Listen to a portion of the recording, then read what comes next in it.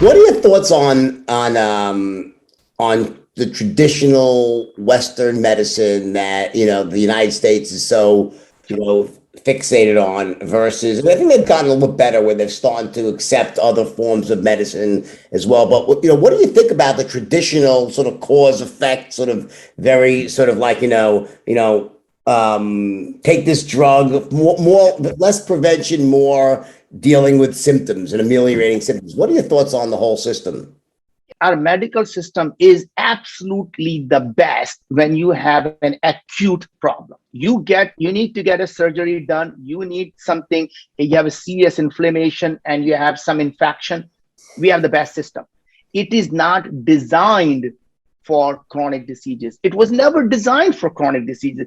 It was created at a time when people were dying from infections, right? That is what it does really well. When you have an acute problem, our medical system is really good. When you have a chronic problem, it wasn't designed for a chronic problem, right? In fact, if you go back and look at, we as humans haven't really changed. Somehow we have evolved to be very different people. In the last 20, 30 years, more people have cancers, more people have more, diabetes, more people have obesity. Do they, or are we just tracking it and identifying it more frequently and at a higher level? In other words, are we really having more things happen, or is just the record keeping is better and the tests are more sensitive? Which is it, you think? So, Jordan, let's take something that's obvious: obesity. I don't need a test. I can tell somebody is fat. I don't need Disney World.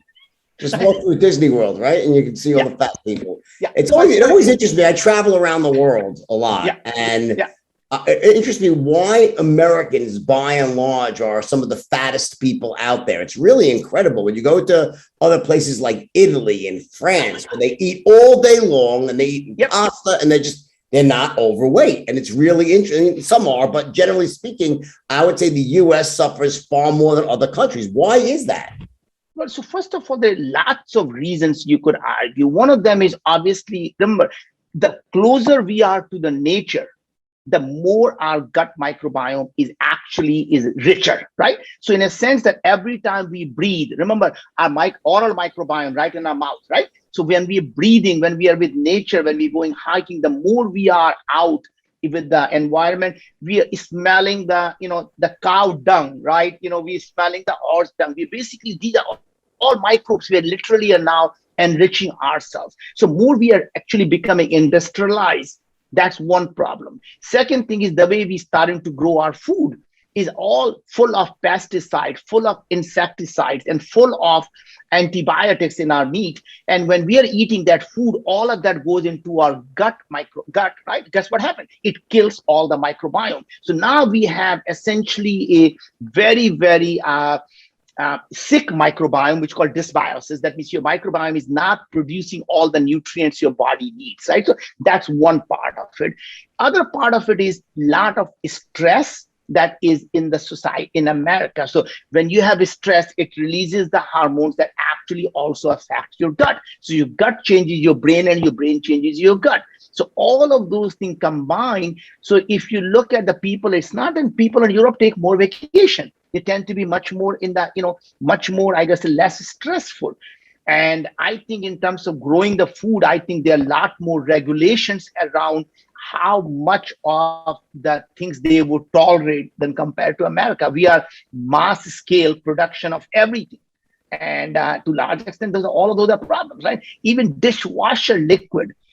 I don't know about you, Jordan. Every time I take out the damn cup and you put a finger around it, it's still slimy, right? It's still got a damn dishwasher soap in there. And guess what? It literally cuts the slime, which is your gut lining. So I'm like always washing my damn cup by hand before I drink from it. How about the sort of the GMOs in the food? Yeah, GMOs to some extent, but I think most of the modifications are not really serious enough. But some of them, when your body is not designed to be able to digest that food, it becomes actually more problematic, right? So if you look at a Diet Coke and a Diet Pepsi and things along those lines, now imagine what happens, right? So let's think how the body was designed. When you take something which has a sweet taste, your tongue and your oral microbiome is now sensing something to do with sugar. It sends a signal down to the pancreas, start releasing the insulin. You're starting to get the sugar there, right? Now you're drinking the diet stuff, all this insulin in the body, and it sees no sugar. Now this insulin is now floating around, doesn't know what to do. The insulin base, you become insulin resistant. So anytime you eat anything that does have sugar, now it has to release more insulin because that insulin doesn't do anything anymore, right? So now you think you are doing really better by eating Diet Coke and Diet Pepsi. You're actually hurting yourself, right? Because your body just wasn't designed for all these chemicals. That makes sense. So what? So you're saying you shouldn't drink Diet Coke and Diet Pepsi? Personally, I'm a big water guy. So I'm just literally, anytime I need to hydrate myself. What you're saying is that, and what you're saying makes sense. I don't, just, this happens to be, so this iced tea is a company that I own, by the way. I own this company. I'm partners. So, and it's wonderful. This is the diet. I just happened to grab this one, but I never, by and large, I never drink anything diet. I always go for sugar. Just not.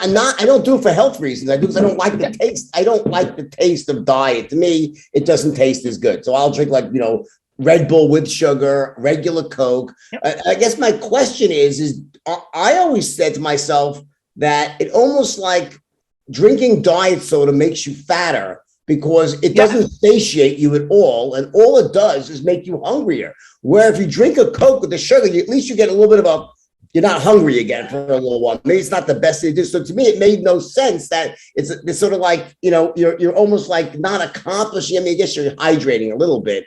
So do you agree with that statement? Do you think that diet, soft drinks and whatever actually makes you heavier in the long run?